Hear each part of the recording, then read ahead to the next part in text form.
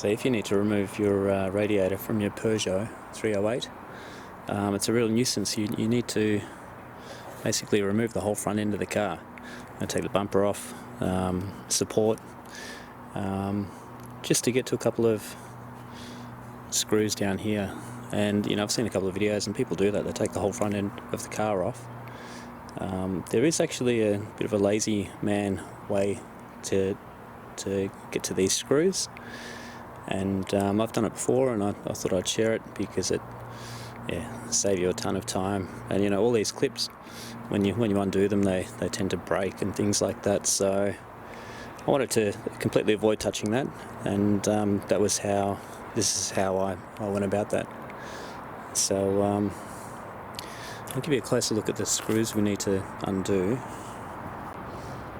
So basically there's one in there, and that just holds the radiator support, and once that comes out, then you can lift the radiator out.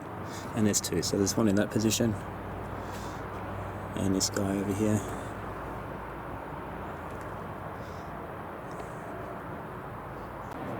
So the problem is you can't get your Torx bit in there and to undo it. You just can't get the right angle.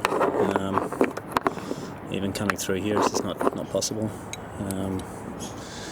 I mean, if you're really desperate, you could just cut a section out, but of course, you don't really want to do that. So what I've come up with is just this a Torx bit on a spanner.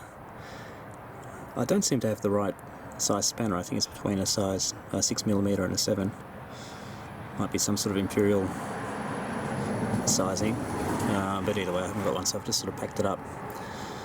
And it doesn't really matter because you just need to crack it, and once it's cracked then you can, there's another way to undo it. So watch this.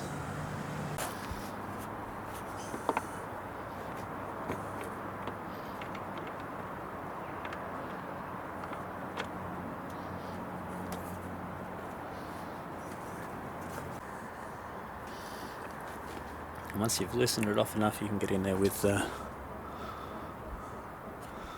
sort of needle nose pliers or something like that.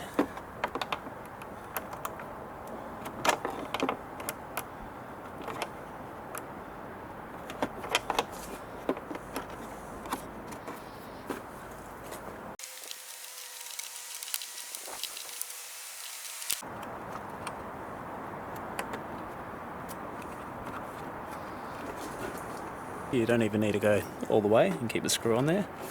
Basically you can pop the rubber out, and then that gives you enough room to get it out.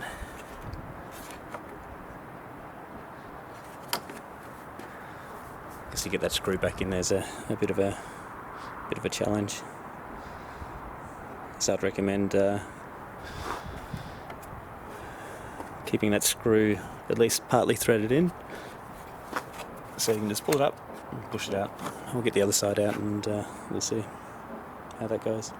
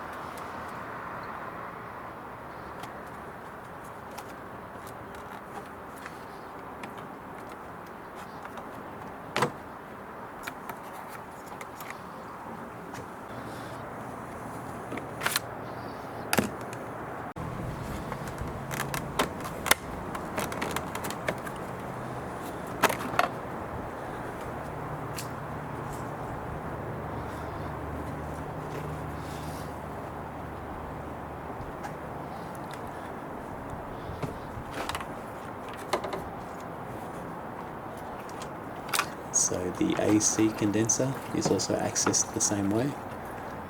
You can actually pull it out, remove it, with the radiator still connected. You don't have to drain the system. There's just enough room to get it out, but you can see here it's easy to to access once the radiator is removed.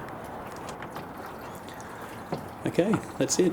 Hope there was something useful and something that you might be able to take away from this one.